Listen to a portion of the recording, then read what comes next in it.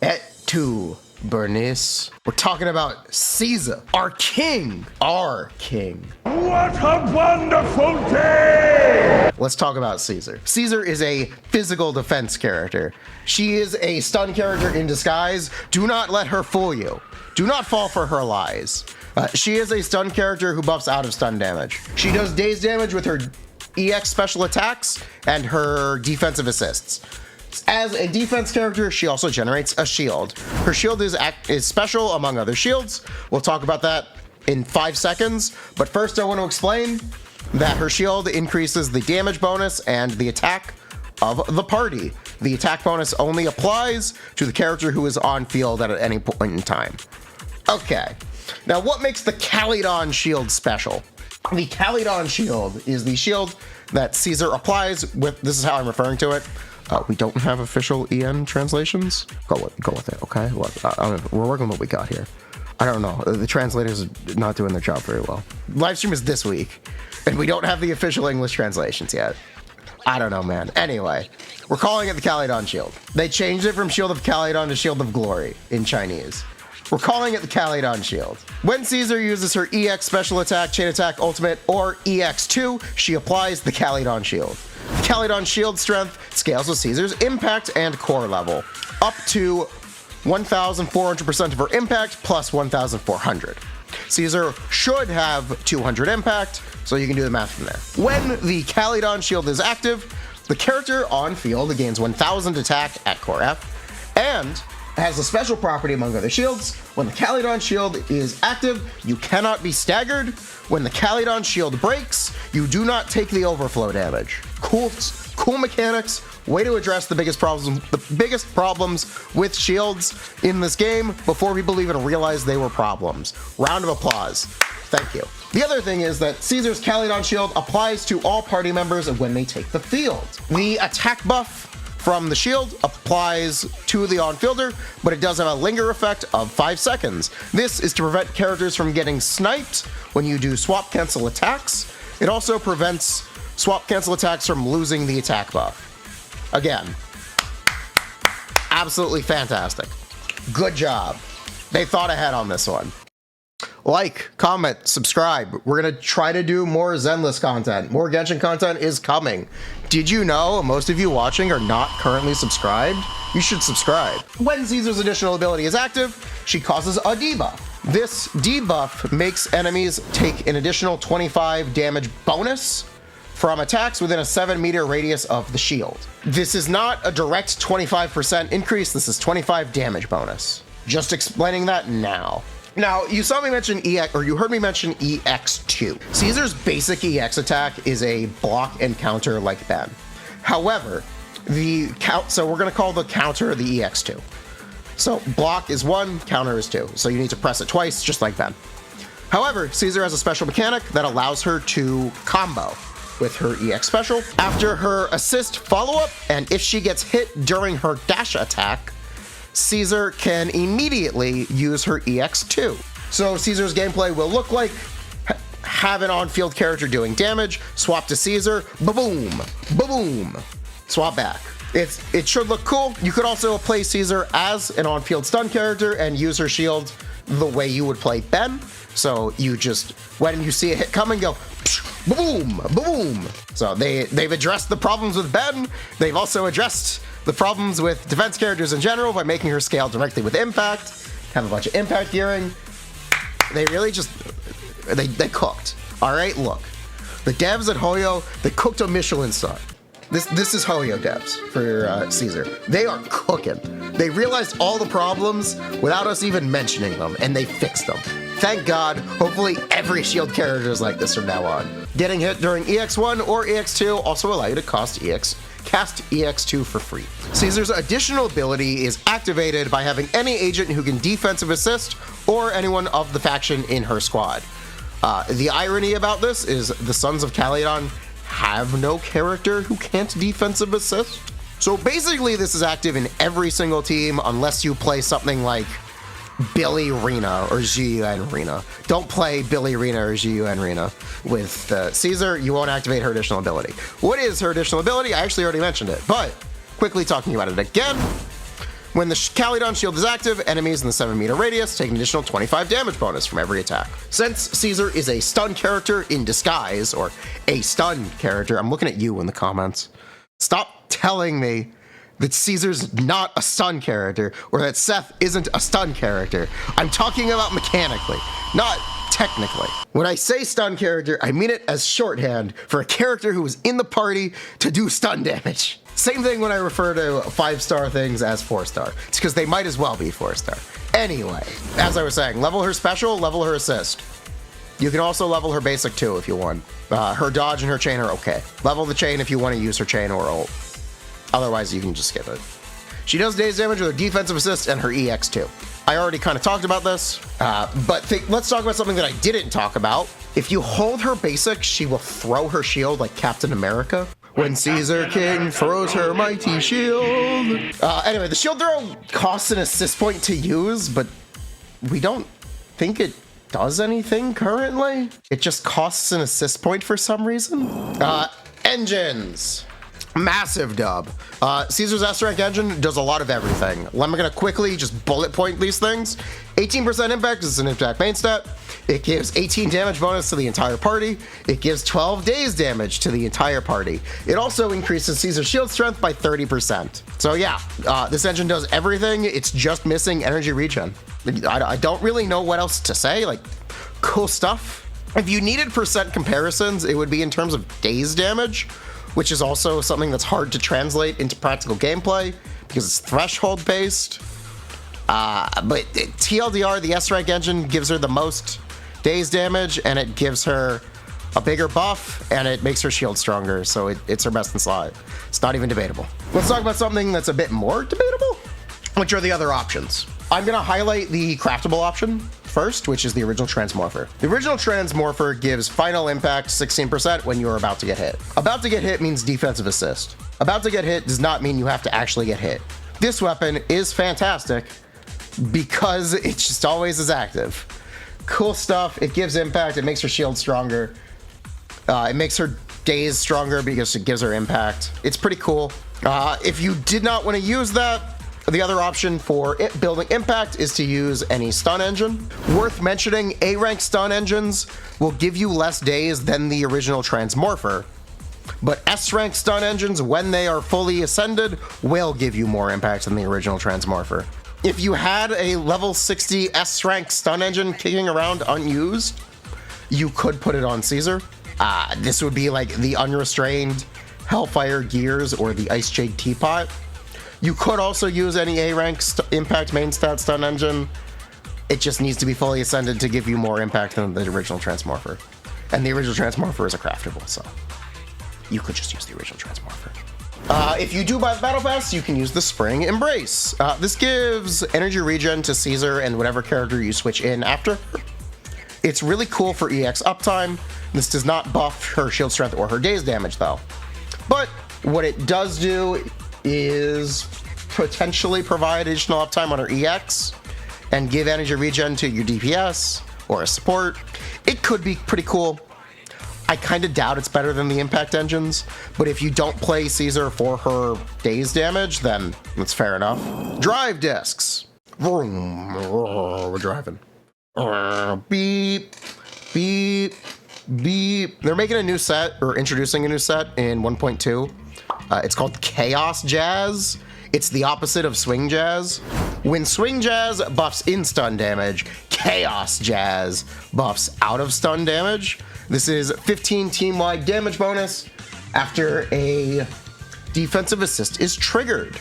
It also makes shields 15% stronger. When you do play Caesar, the 2-piece bonus is always going to be Shuckstar Disco. Now, the other set that I need to mention is Freedom Blues. This for a very specific reason. If you play Caesar with Jane, Freedom Blues should be better than Chaos Jazz because of the 20% build-up Red Shred on EX attacks. Caesar does do EX attacks anytime she defensive assists, and since Caesar is Fizz, she matches Jane's attribute, which means that you're shredding 20% Fizz shred. Fizz anomaly build-up resistance. This is effectively the same as Seth's additional ability passive, so if you were replacing Seth with Jane, this would make it a more one-to-one transition. With Piper 2, yes, with Piper 2. The other note is when you play Caesar with an anomaly character as like a support, you want Caesar to be building anomaly proficiency stats. You want anomaly proficiency slot 4, you want anomaly proficiency substats, you want attack percent substats. You don't want any crit. You just want anomaly with 4-piece freedom blues. Okay, main stats. Slot 4 can technically be anything you want. I'm just gonna say crit rate or anomaly proficiency. Slot 5 can technically be anything you want. I'm just gonna say Fizz, Attack, or Pen. And slot 6 is always Impact. The recommended substats can technically be anything you want. I'm just gonna say crit rate, crit damage, attack percent, and anomaly proficiency sometimes. Okay, it's teams time. So I'm gonna start out the team section with a disclaimer.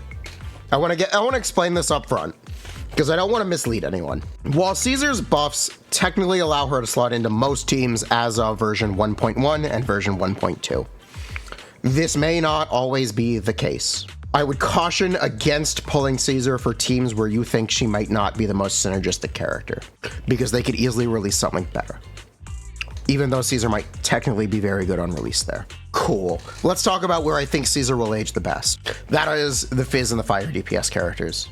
If you're playing in 1.1, second half, you already know Jane is currently on banner. Jane is a Fizz DPS. Now, the catch about Jane is you need to build a team that can activate Jane's additional ability. Jane's additional ability is activated by having another anomaly character or a character from the same faction, which is Public Security. So teams that are able to do this are Jane, Caesar, Bernice, Jane, Caesar, Seth. Now, Jane, Caesar, Seth, I've seen a lot of people be very excited for it.